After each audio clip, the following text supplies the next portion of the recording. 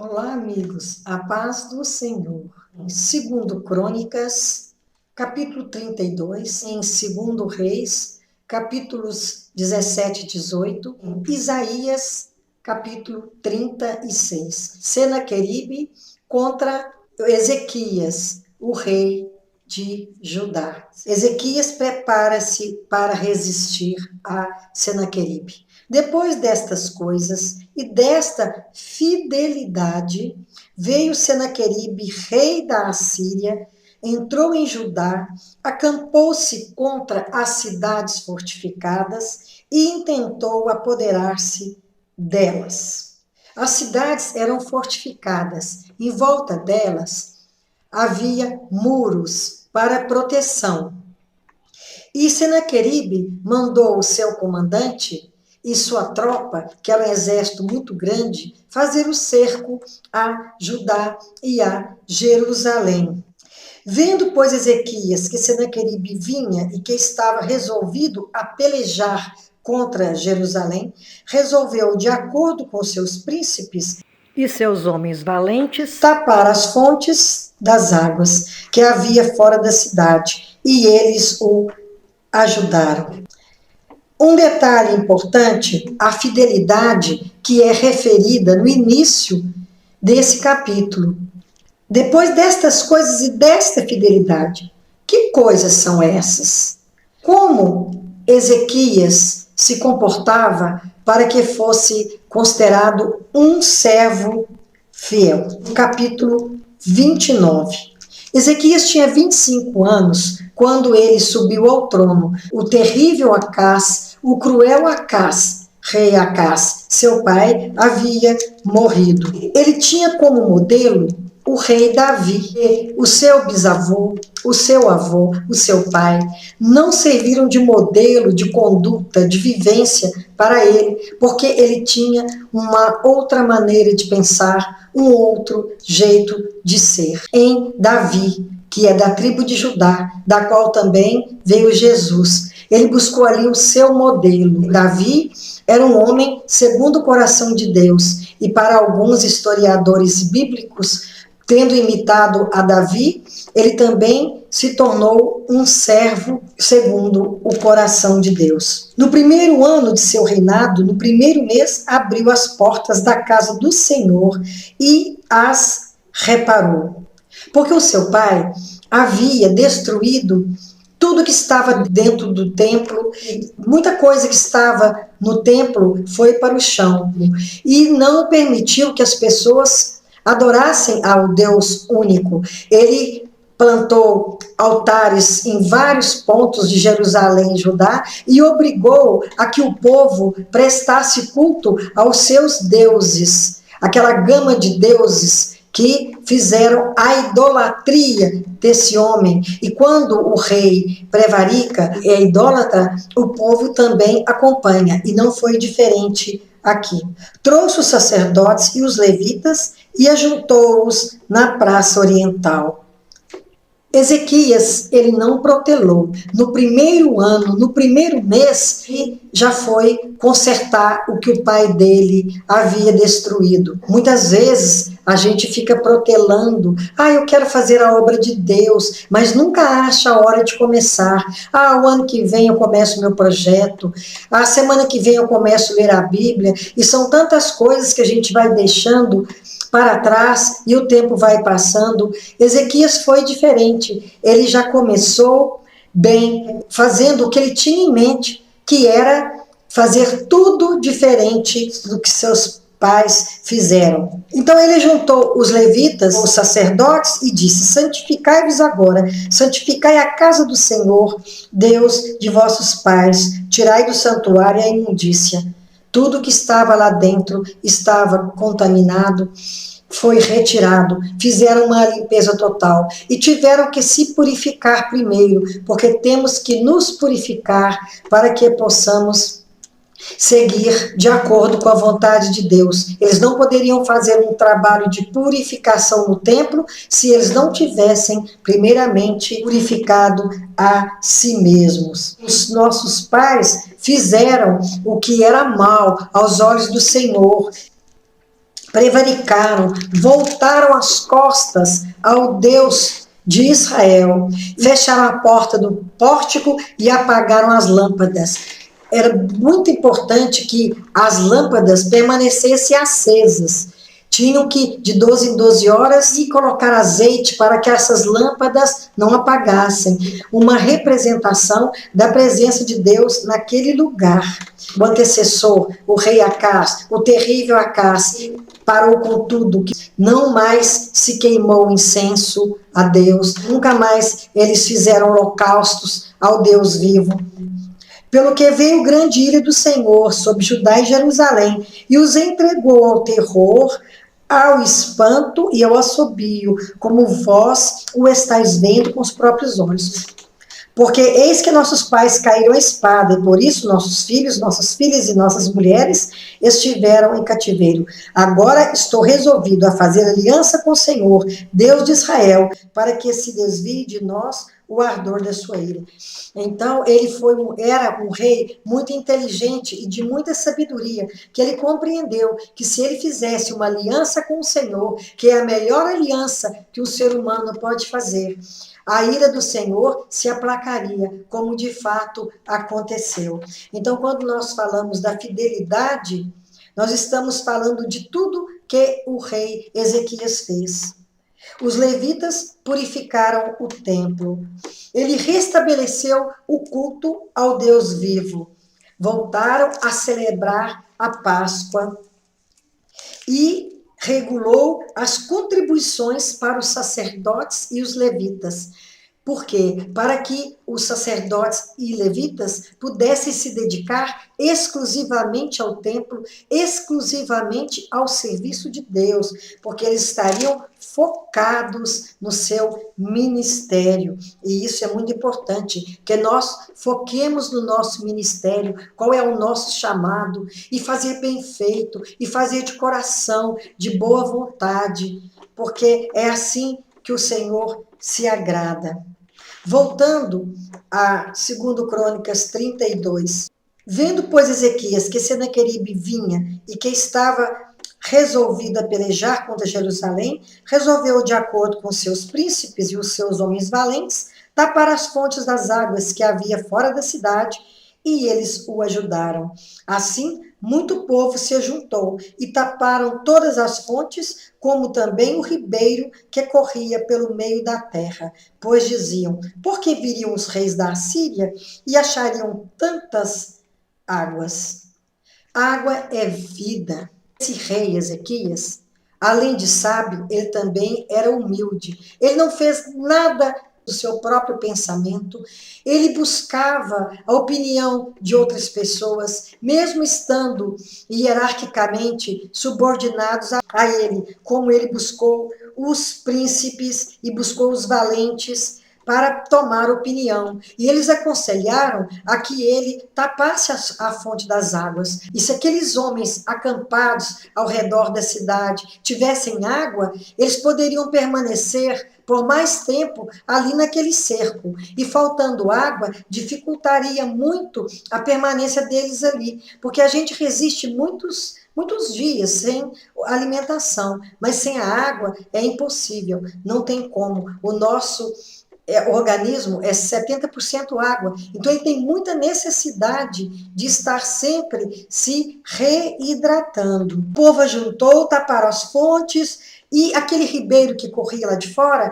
ele foi desviado e para servir o povo que estava lá dentro, não precisava mais sair para recorrer às fontes. Essa preocupação, ela é muito pertinente, porque eles não poderiam mesmo encontrar água naquele lugar. E também os inimigos do povo de Deus, eles reservavam uma água para eles e o restante das águas, eles colocavam veneno para que muitos morressem e para que outros desistissem de resistir.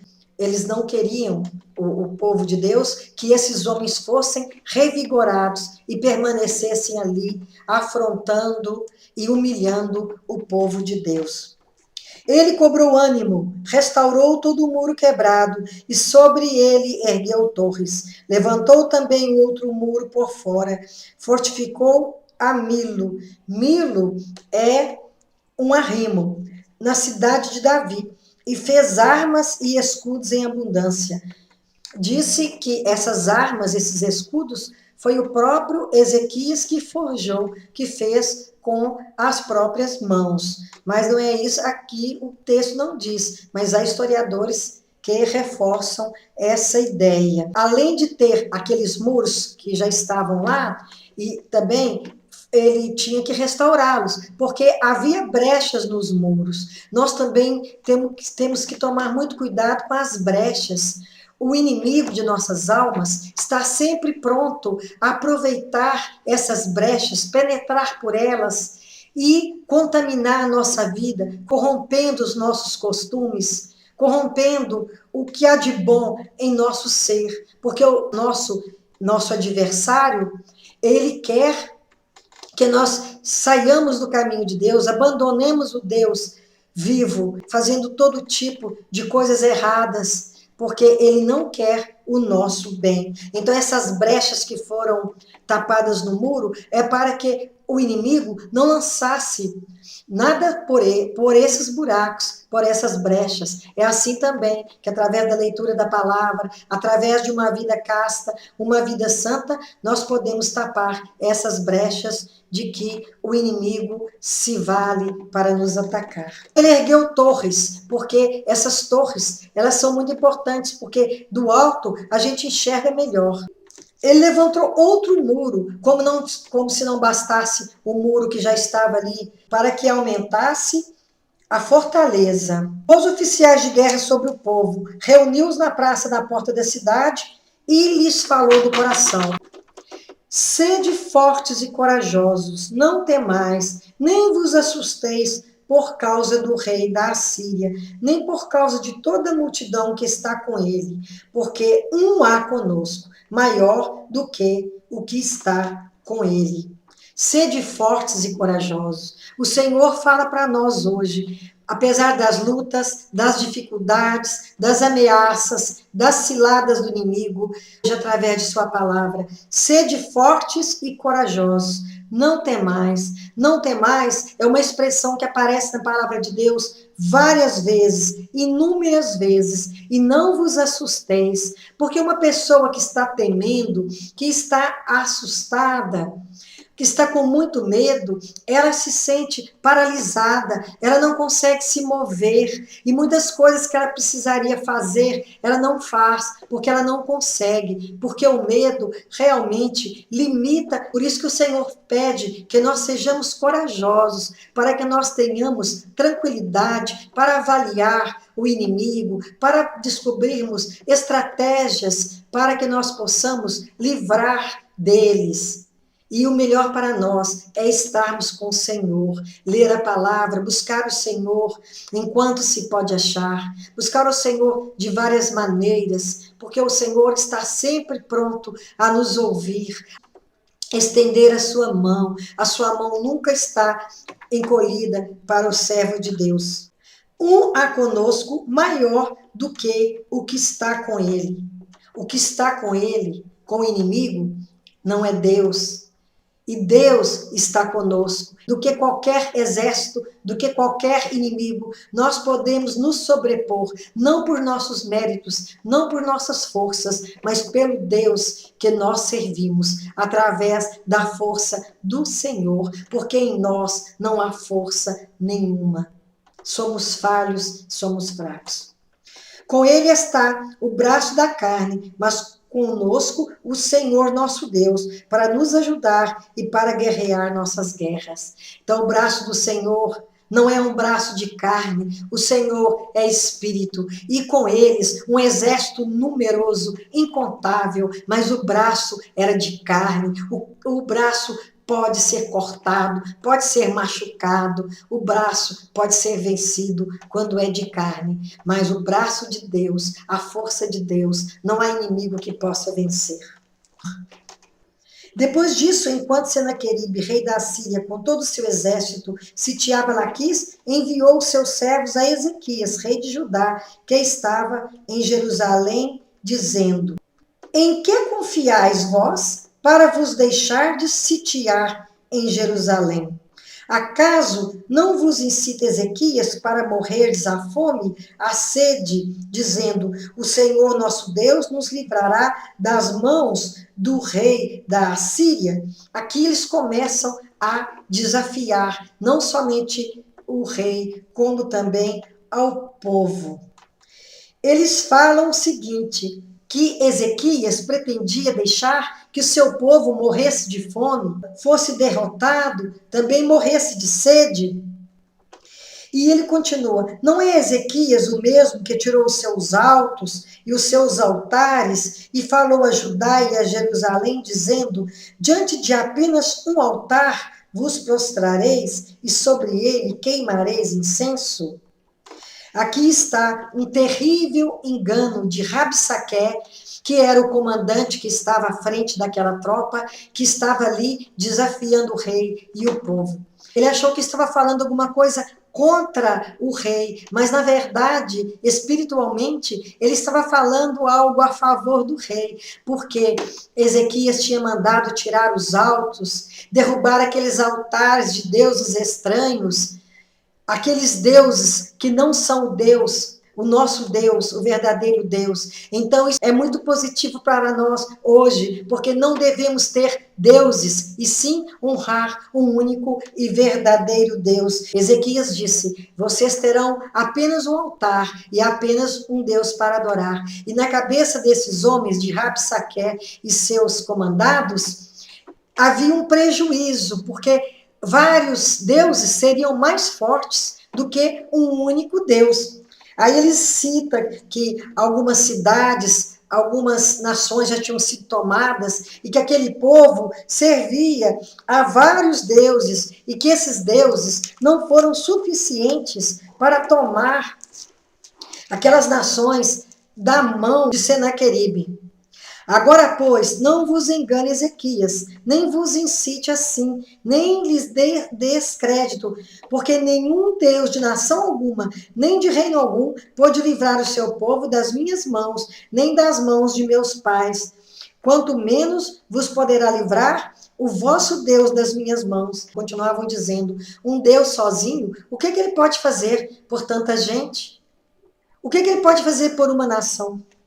Os seus servos falaram ainda mais contra o Senhor e contra Ezequias. Senaqueribe escreveu também cartas para blasfemar do Senhor, Deus de Israel, e para falar contra ele, dizendo, assim como os deuses das nações de outras terras não livraram seu povo das minhas mãos, assim também o Deus de Ezequias não livrará o seu povo das minhas mãos. Nós constatamos a influência do rei sobre os seus súditos, porque a palavra do rei é a mesma palavra de Rabsaqué e de seus comandados, que Deus sozinho, único, era insuficiente para dar vitória às nações. Então o pensamento deles é o mesmo, porque nós estamos vendo que quando o rei, ele honra a Deus, os seus súditos o honram também. E o contrário também acontece. E aqui é a prova disso.